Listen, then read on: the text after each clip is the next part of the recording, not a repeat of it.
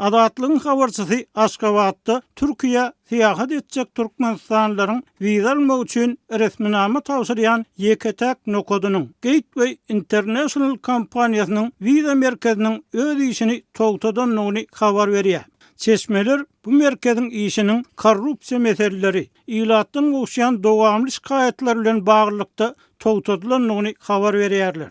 Ýöne ýurtdaky maglumat ýapyklygy sebäpli türkmen häkimetleriniň ýa-da döwlet eýçiliginiň häkimetli wagtyň bu merkeziň töweregindäki gurrunlary aýdyňlaşdyrmagyna, onuň kime ýa kimlere bir kanun gazanç getirenliginiň aýan edilmegine hemde jogapkar adamlara kanun esasyny çäre görülmegine garaşylmaýar. Adatlyk radiosi bu merkezin işi we raýatlaryň ondan bildirýän nägilelikleri barada bir näçe gedek habar beripdi. Habarçylarymyz bilen anonimlik şertinde urlaşan raýatlaryň bir näçesiniň tasdiklamagyna görä, işini togtadan merkez geljekki syýahatçylardan bahasy $60 bolan wizalar üçin $200 pul talep edýärdi we ýüz tutan raýatlaryň 90 göterme golaýynyň wiza haýyşnamasy kanagatlandyrylmaýardy. Wiza almaktan geçen tölen pullaryny hem ýerine alyp bilmeýän türkmenstanlylar bu ýagdaýdan gaty nägile bolurlar hemde bir näçe gedek kiçiräk protest, piket çäresine gatnaşdylar diýip söhbetdeşlerimiz aýtdy. Bu hil nägilelik piketleriniň soňkulary dekabr aýynyň dowamynda Türkiýanyň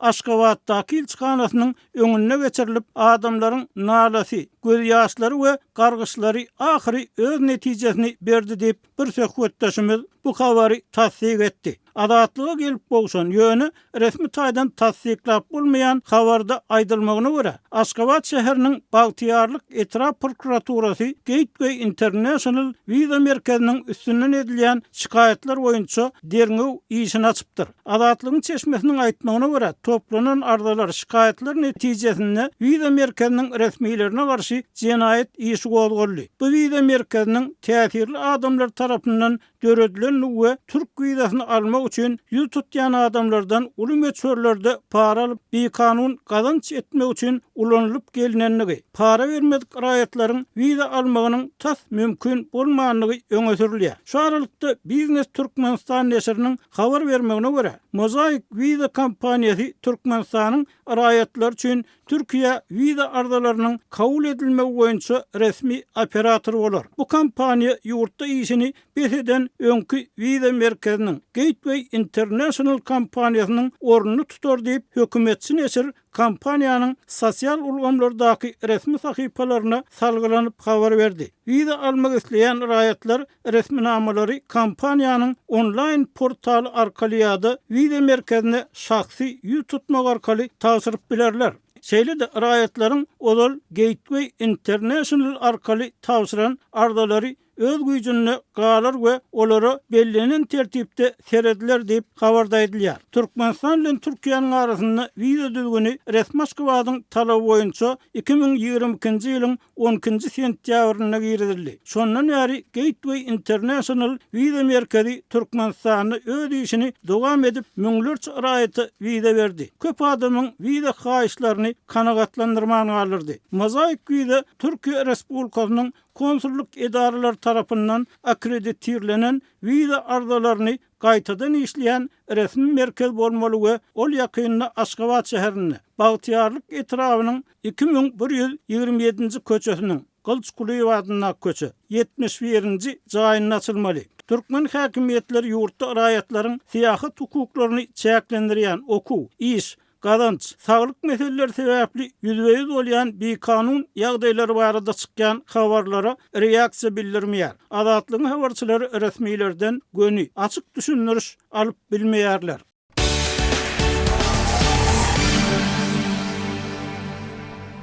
Geçen hepdäniň aýagynda 8-nji we 11-nji ýanwar aralygynda Liwap we Mary vilaýatlarynda güýçli tozanly şemal turdy we ilatly nokotlarda elektrik togunyň tebii gazyň hemde agyz suwunyň öpüşünçiligini kesdi. Azatlyk radiosynyň habarçylary bu ýagdaýyň Liwap vilayatynyň Türkmenawat şäherinde we Çärjü etrawynda, şeýle-de Mary şäherinde bir näçe de gaýtalananlygyny habar berdiler. Liwaply ýaşaýjylar bir näçe günläp dowam eden güýçli ýelyň garaşylmadyk ýagdaý bolanlygyny Türkmenistanyň meteorologiýa gullugynyň şemal barada öňünden hiç hili habar bermänligini gurrun berdiler.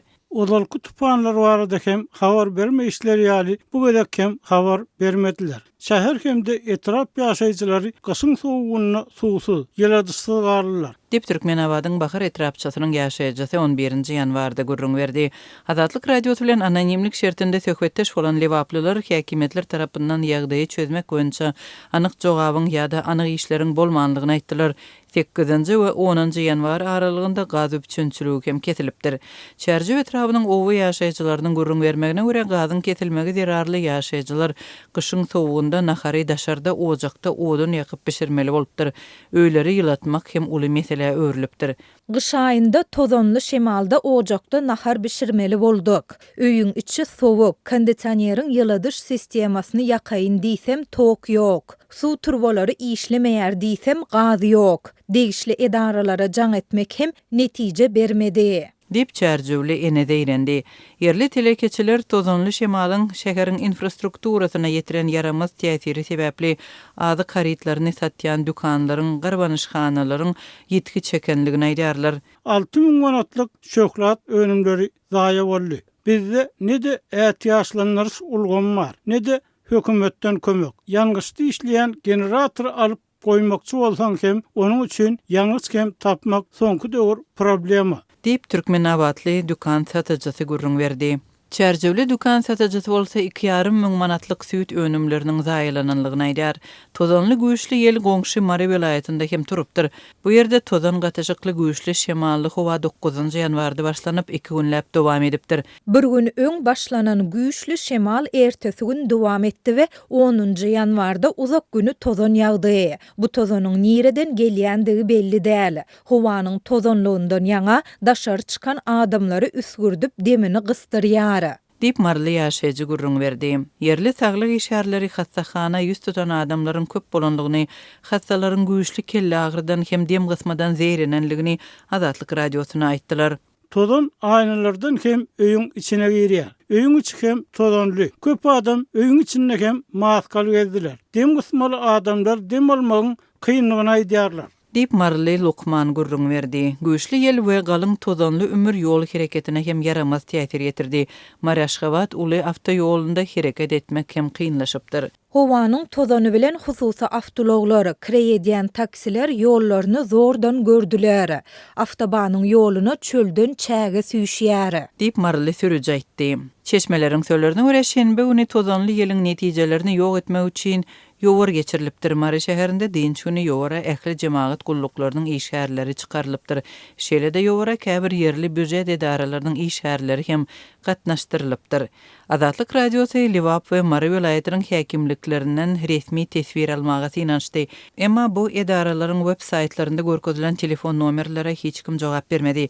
Türkmenistanyň giňişliginde adaty bolmadyk tabii hadiseler soňky bir näçe ýylda ýyzyna gaýtalanýar.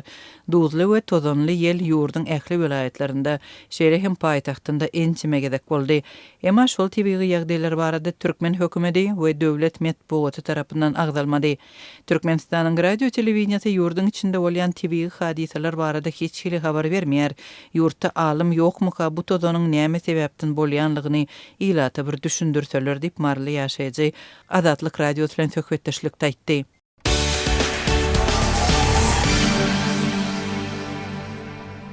Birleşen Ştatlaryň prezidenti Donald Trump Tehranyň köpçülikliň hökümete garşy protestleri rehimsiz basyp ýatyrmagyna jogap hökmünde harby hereket etmek baradaky öz haýbatyndan soň Iranyň ýolbaşçylarynyň Washington bilen gepleşik geçirmek üçin çagyryş edenligini aýtdy.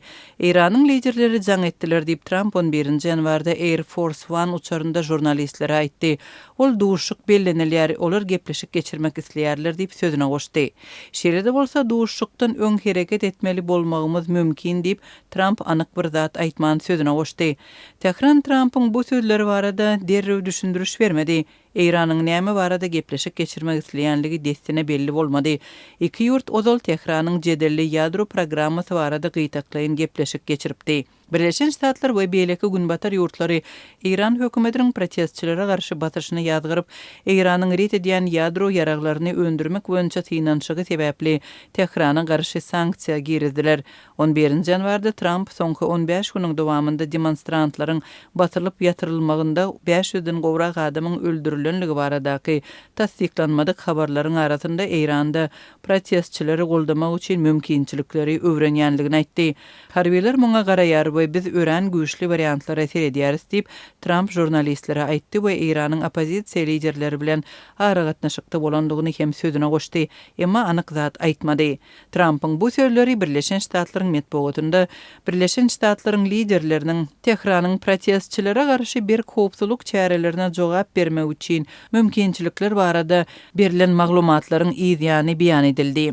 Onun aýdanlary Axios, The New York Times we Wall Street Journal ýaly gazetleriň Irandaky protestleri goldamak üçin birnäçe mümkinçiligi göz öňünde tutýanlygy baradaky habarlary tasdiklady. The Journal neşri anyk variantlaryň 13-nji ýanwarda prezidente hödürlenjekdigini ýazdy. Indiki adamlar harby hüjümleri Iranyň harbilerine garşy gizlin kiber ýaraglarynyň ulanylmagy we Iranyň hökümetine has köp sanksiýalary girizmegi öz içine alyp biler diýip Wall Street Journal neşri ýazdy.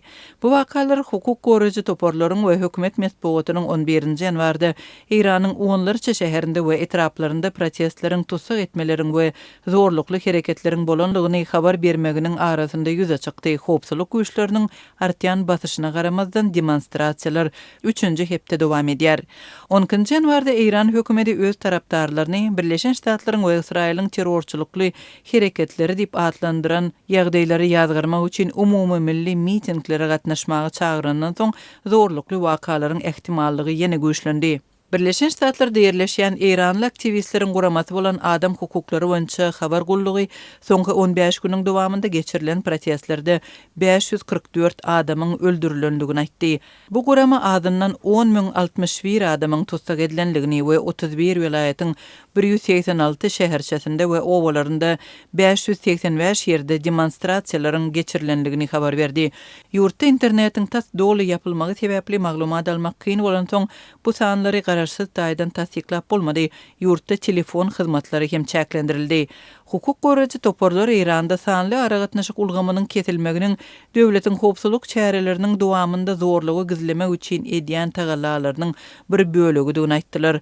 Trump 11-nji ýanwarda milliarder Elon Musk bilen İranda interneti dikeltmek barada gürleşmegi planlaşdyrýanlygyny aýtdy. Musk'ın SpaceX kampaniýasy Ukraina ýaly uruş barýan ýerlerde ulandylan Starlink Sputnik internet hyzmatyny hödürleýär. Geçen hepde Trump birnäçe berk duýduruşlary berdi we Birleşen Ştatlaryň ýagdaýa ören üns bilen gözekçilik edýänligini aýtdy. Şeýle hem häkimetlerden protestçileri öldürmezligi talap etdi. İran uly kynçylyk çekýär, maňa şeýle görünýär, adamlar käbir şäherleri batyp alýarlar. Birnäçe hepde mundan öň hiç kim bu hakykatdan mümkin diýip pikir etmändi diýip Trump 9-njy ýanwarda Aktamda geçirilen duruşykda aýtdy. Trump'ın bu sözleri İran'ın öňkü miras düşer şahzadasy we opozisiýa wekili Reza Pahlavi tarapyndan açyk goldaw bilen garşylandy. Prezident Trump azat dünýäniň lideri hökmünde siziň beýan edip bolmajak batyrlygyňyzy ýakyndan synlady we size kömek etmäge taýýardygyny oglan etdi diýip Pahlavi 11-nji ýanwarda ýaýradylan video çykyşynda aýtdy. Dünýä şuň siziň milli rewolýusiýaňyzy goldaýar we batyrlygyňyza guwanýar diýip ol sözüniň üstüne goşdy. Birleşen Milletler Guramasy Ýewropa Birleşigi we günbatyr hökümetleri İrandaky protest hereketini goldaýandyklaryny aýtdylar. Birleşen Milletler Guramasynyň baş sekretary Antonio Guterres 11-nji ýanwarda protestlere garşy zorluk baradaky habarlardan şok bolandygyny aýtdy we hökümeti seresaply bolmagy we gereksiz ýa-da deňsiz güýç ulanmakdan saklanmagy çağırdy. Ýewropa Birleşiginiň daşary siýasat boýunça başlygy Kaja Kallas protestçilere garşy batyşlara jogap hökmünde Tehrana täze sanksiýalary teklip etmäge taýýardygyny aýtdy. Ýewropa Birleşigi Irana garşy giň gerimli sanksiýalary girizdi.